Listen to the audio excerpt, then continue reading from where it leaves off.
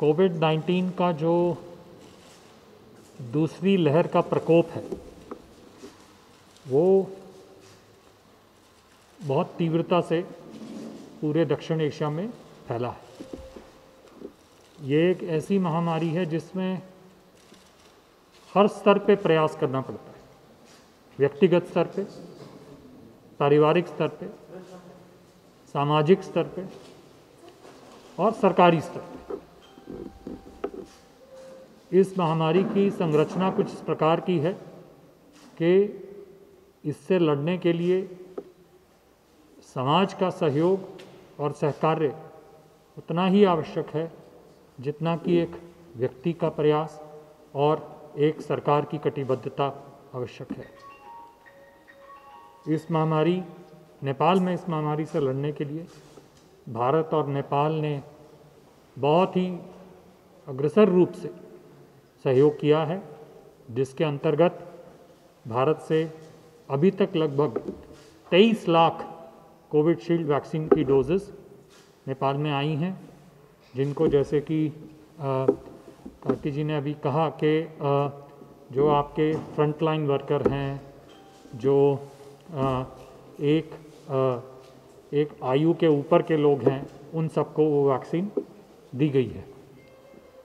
इसके अलावा भी आज की स्थिति में पिछले 8-10 दिनों में लिक्विड ऑक्सीजन के टैंकर्स लगातार भारत से नेपाल आ रहे हैं, जिसके कारण अस्पतालों में ऑक्सीजन की कमी ना हो, ये भारत नेपाल संबंधों का प्रयास रहा है।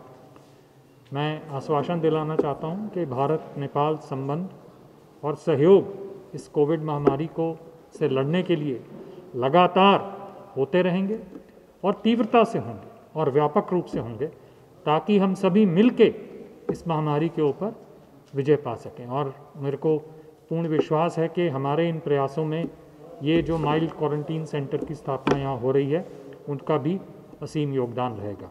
आजको अवस्थालाई हेरेर भोलि योभन्दा बिग्राल अवस्था आउँदैन भन्ने कुरा नकार्न सक्नुहुन्न।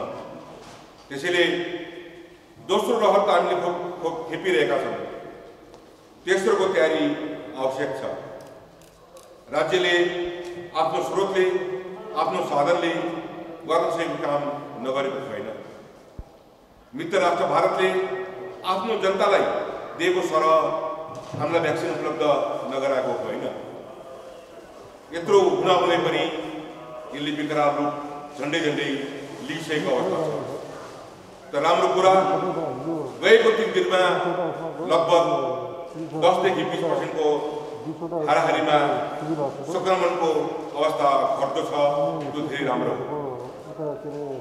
यो अग्रवाल भवनमा हामीले एउटा बिरामीलाई केही हुँदा उसको परिवारलाई मात्रै समस्या परेको देख्दछौँ, तर एउटा डाक्टरलाई, एउटा नर्सलाई, एउटा फ्रन्टलाइन अफिसरलाई हामीले बचाउनु पायौँ भने त्यसले स्वयं परिवारको रक्षा गर्न सक्छ भन्ने कुराको यहाँ निदो भयो।